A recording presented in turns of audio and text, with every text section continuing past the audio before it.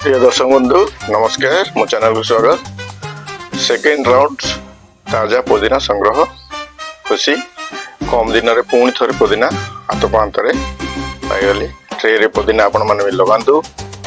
मोर प्रचेषा सफल होती। छात उपर पुदीना ट्रे रे लगातु ताजा पुदीना पातु। आशा करे ये वीडियो आपण को पसंद आसीबो। लाइक एंड फॉलो करंतु। पुदीना बदहजमी गैस और बांति दूर करिवारे सहायता करथाय। तो एटा निहाती लगेइबा और खाइबा एवं ताजा पुदीना सबले पाउथबा।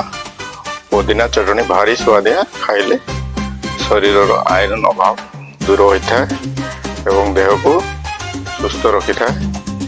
पाटी भीतर गंध दूर करे, माड़ी शक्त करे एवं चर्म सुस्थ रखे, व्रण भी बाहरी न थाए।